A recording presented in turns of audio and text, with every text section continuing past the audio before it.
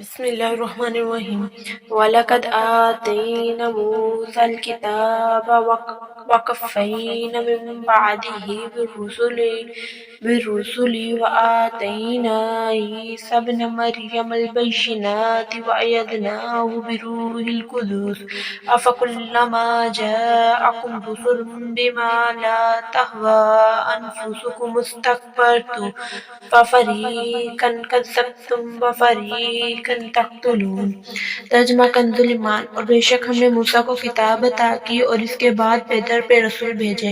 ہم نے عیسیٰ بن مریم کو کھلی نشانیاں عطا فرمائیں اور پاک روح سے اس کی مدد کی۔ تو کہ جب تمہارے پاس کوئی رسول وہ لے کر آئے جو تمہارے نفس کی خواہش نہیں تکبر کرتے تو ان میں ایک گروہ کو تم جھٹلاتے اور ایک گروہ کو شہید کرتے ہو۔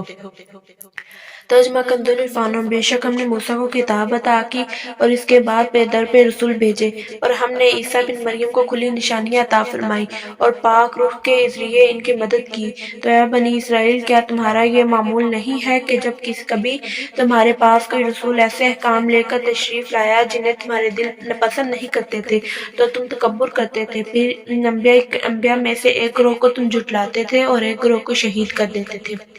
وَلَقَدْ آتَيْنَا مُوسَى الْكِتَابَ اور ہم نے موسیٰ کو کتاب دی۔ یہاں سے بنی اسرائیل کو دی گئی مزید نعمتیں بیان کی جا رہی ہے۔ اس آیت میں کتاب سے توریت مراد ہے، جس میں اللہ تعالیٰ کے تمام عہد مذکور ہیں۔ ان میں سے سب سے اہم عہد یہ تھے کہ ہر زمانے کے پیغمبروں کی اطاعت کرنا، ان پر ایمان لانا، ان کی تعظیم و توقیر کرنا، جیسا کہ سورۃ مائدہ کی آیت 21 میں مذکور ہے۔ وَقَفَّيْنَا مِن بَعْدِهِ بِالرُّسُلِ اور اس کے بعد پیدر پہ رسول بھیجے۔ حضرت موسیٰ علیہ السلام کے زمانے سے حضرت عیسیٰ علیہ السلام تک متواتر انبیاء کرام علیہ السلام آتے رہے۔ ان کی تعداد 4000 بیان کی گئی ہے۔ یہ سب حضرات حضرت موسیٰ کی شریعت کے محافظ اور اس کے احکام جاری کرنے والے تھے۔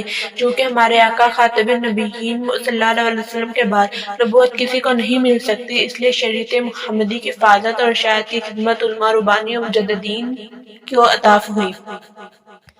آتینا عیسیٰ ابن مریم البینات عیسیٰ بن مریم کو ہم نے نشانیاں دی۔ ان نشانیوں سے مراد حضرت عیسیٰ علیہ السلام کے معجزات ہیں، جیسے مردوں کو زندہ کرنا، اندھوں اور برس والوں کو صحت دینا، پرندوں کی صورتوں میں جان ڈال دینا، غیب کی خبریں دینا وغیرہ، جیسا کہ سورۃ آل عمران کی آیت 49 میں ہے۔ وَأَيَّدْنَاهُ بِرُوحِ الْقُدُسِ اور پاک روح کے ذریعے اس کی مدد کی۔ روح قدس سے حضرت جبرائیل علیہ السلام مراد ہے کہ وہ روحانی ہے اور ایسی وحی لاتے ہیں جس سے دلوں کو حیات یعنی زندگی ملتی ہے۔ حضرت جبرائیل علیہ السلام کو حضرت عیسیٰ علیہ السلام کے ساتھ رہنے کا حکم تھا۔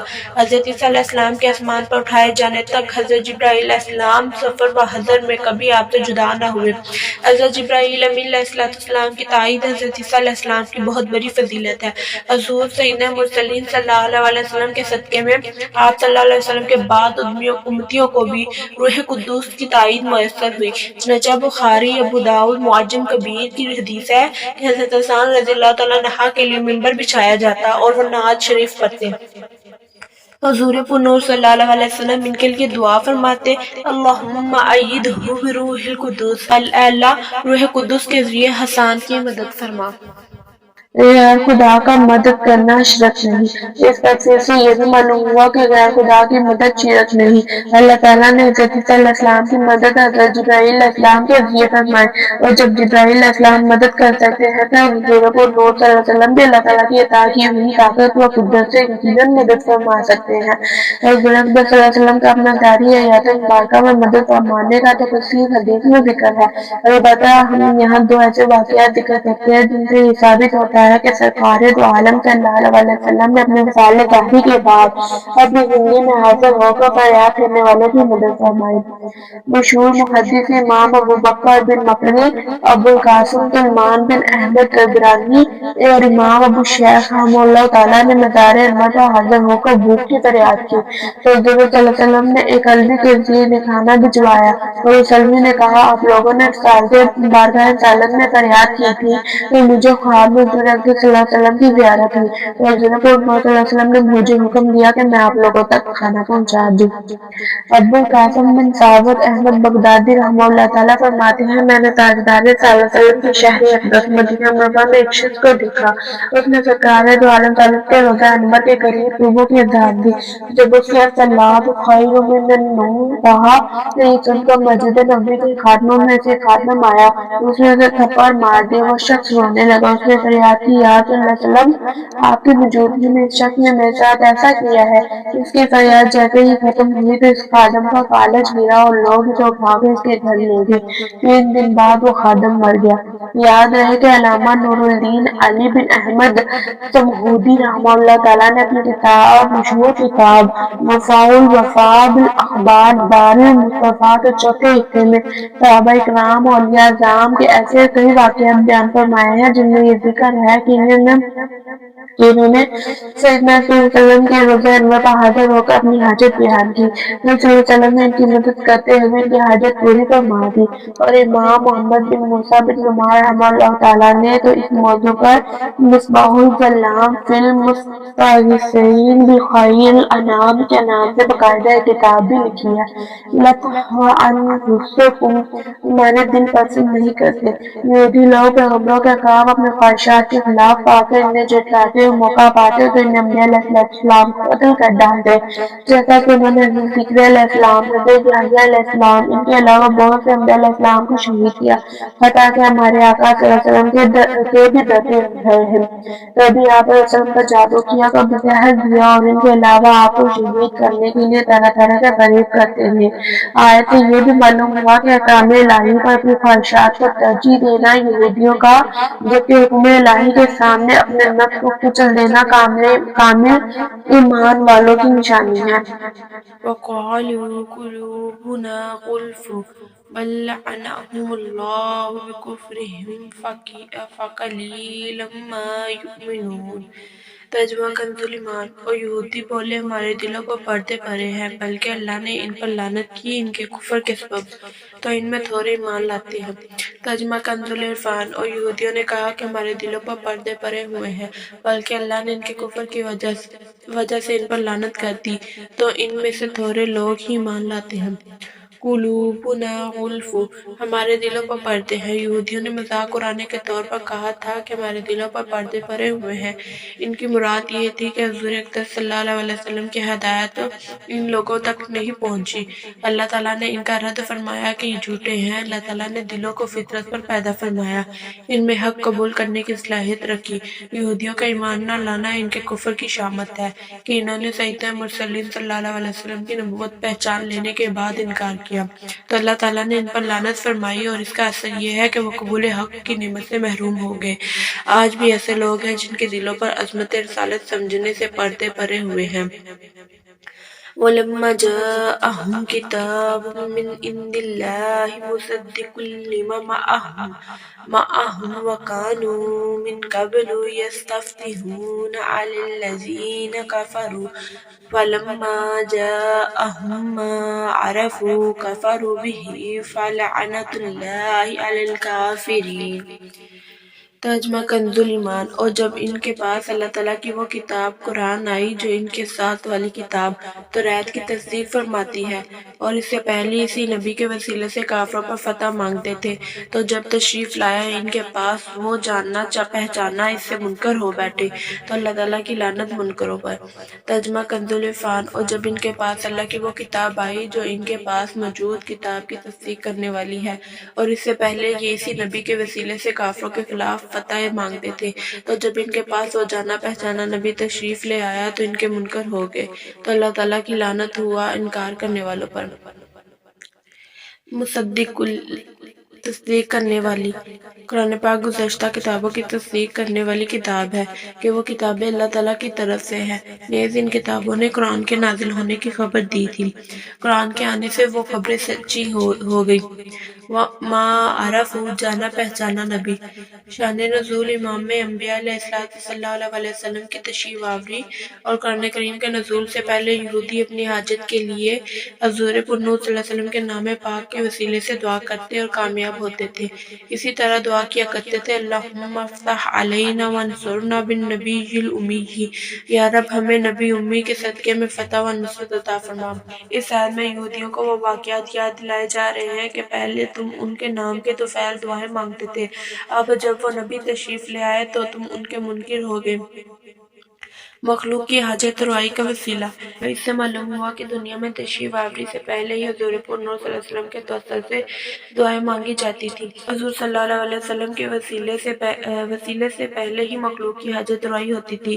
یہ سلسلہ آپ صلی اللہ علیہ وسلم کی تشریف آوری کے بعد ظاہری حیات مبارکہ میں جاری رہا کہ صحابہ اکرام رضی اللہ تعالیٰ عنہ آپ صلی اللہ علیہ وسلم کے وسیلے سے دعائیں مانگتے تھے، بلکہ اپنے وسیلے سے دعا مانگنے کی تعلیم خود حضور پر نور صلی اللہ علیہ وسلم نے اپنے صحابہ اکرام کو دی، اور آپ صلی اللہ علیہ وسلم کے وصال ظاہری کے بعد بھی صحابہ اکرام کا یہ معمول رہا اور سلف صالحین کا یہ طریقہ تب سے اب تک جاری ہے اور انشاءاللہ ہمیشہ جاری رہے گا۔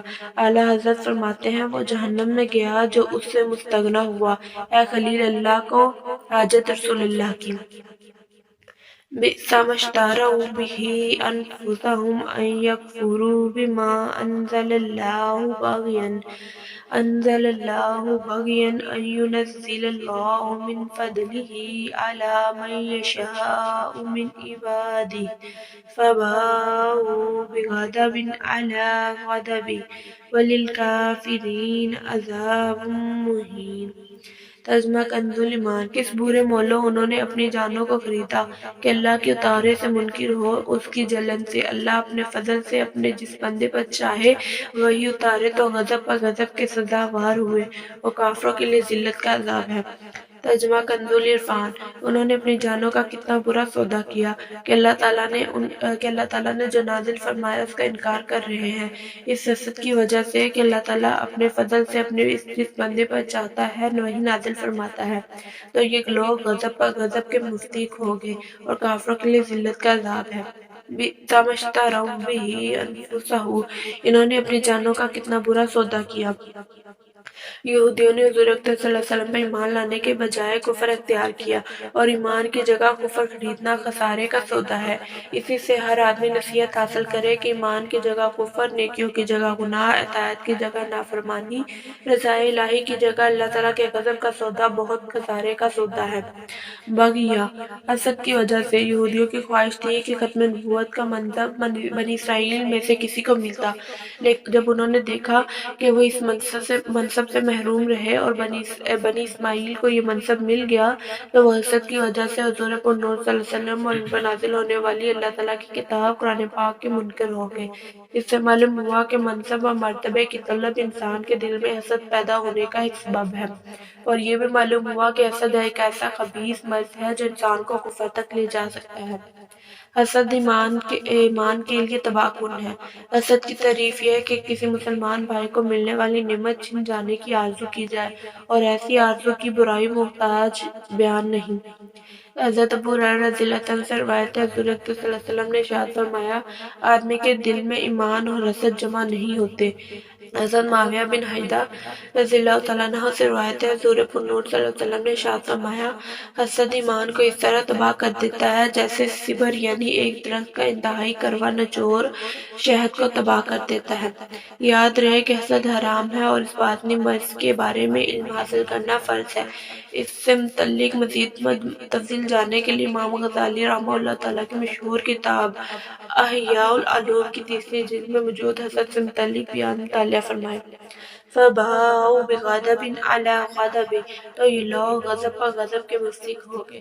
حضرت عبداللہ بن عباس رضی اللہ تعالیٰ عنہ فرماتے ہیں یہودی توریت کو ضائع کرنے اور اس کے احکامات کو تبدیل کرنے کی وجہ سے پہلے غضب کے مستحق ہوئے، اور حضور پر نور صلی اللہ علیہ وسلم کے ساتھ کفر کرنے کی وجہ سے دوسرے غضب کے حقدار ٹھہرے۔ بعض مفسرین نے فرمایا کہ حضرت عیسیٰ علیہ السلام اور انجیل کا انکار کرنے کی وجہ سے یہودی پہلے غضب کے مستحق ہوئے، اور نبی کریم صلی اللہ علیہ وسلم و قرآن مجید مجید کا انکار کر کے دوسرے غضب کے مستحق ہو گئے۔ وَإِذَا قِيلَ لَهُمْ آمِنُوا بِمَا أَنزَلَ اللَّهُ قَالُوا نُؤْمِنُ بِمَا أُنزِلَ عَلَيْنَا وَيَكْفُرُونَ بِمَا وَرَاءَهُ وَهُوَ الْحَقُّ مُصَدِّقًا لِمَا مَعَهُ قُلْ فَلِمَ تَقْتُلُونَ أَنْبِيَاءَ اللَّهِ مِنْ قَبْلُ إِنْ كُنْتُمْ مُؤْمِنِينَ۔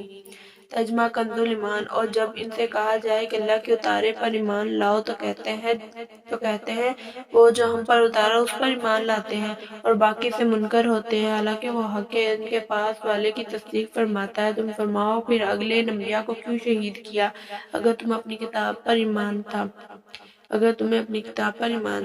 ترجمہ کنز العرفان۔ اور جب ان سے کہا جائے کہ اس پر ایمان لاؤ جو اللہ تعالیٰ نے نازل فرمایا ہے تو کہتے ہیں ہم اسی پر ایمان لاتے ہیں جو ہمارے اوپر نازل کیا گیا، اور وہ توریت کے علاوہ دیگر کا انکار کرتے ہیں، حالانکہ وہ قرآن بھی حق ہے، ان کے پاس موجود کتاب کی تصدیق کرنے والا ہے۔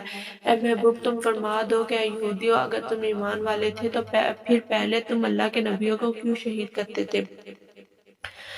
وَإِذَا قِيلَ لَهُمْ۔ اور جب ان سے کہا جائے۔ اس آیت میں یہودیوں کا ایک اور قبیح فعل بیان کیا گیا ہے۔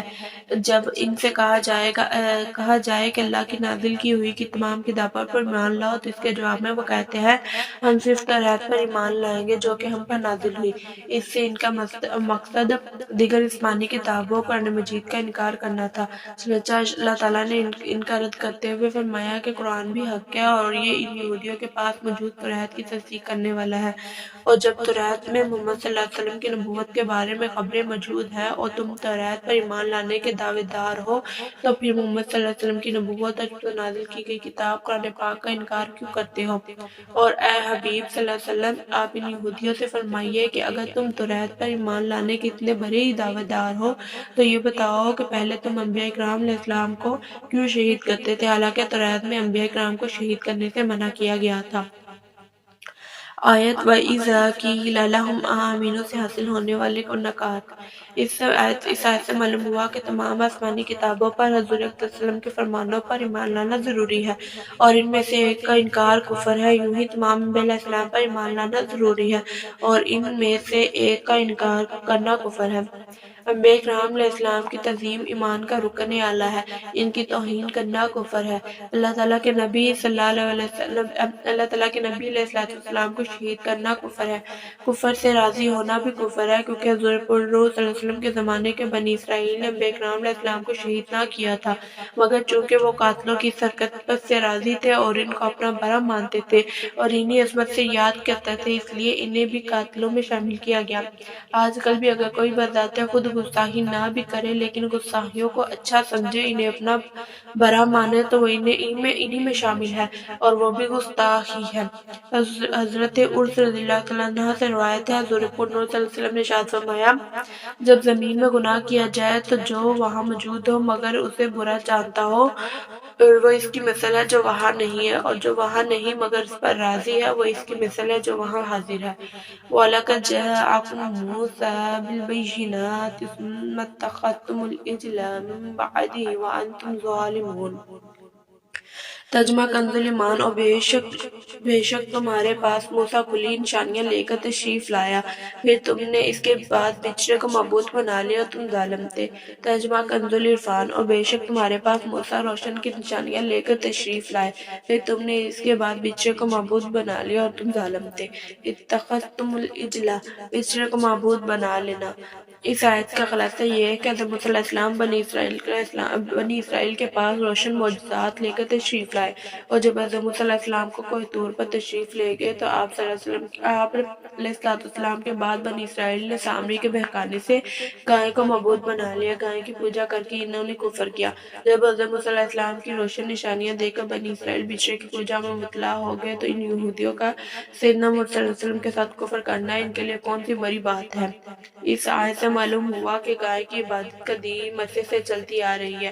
مسلمانوں کو گائے ذبح کرنے کا حکم ہے، اس کی تزئین کی اجازت نہیں، اس میں کافروں سے مشابہت ہے اور کافروں سے مشابہت ممنوع ہے۔ نیز یاد رہے کہ اس سے پہلی آیت نمبر 51 میں اس واقعے کا اجمالی ذکر گزر چکا ہے۔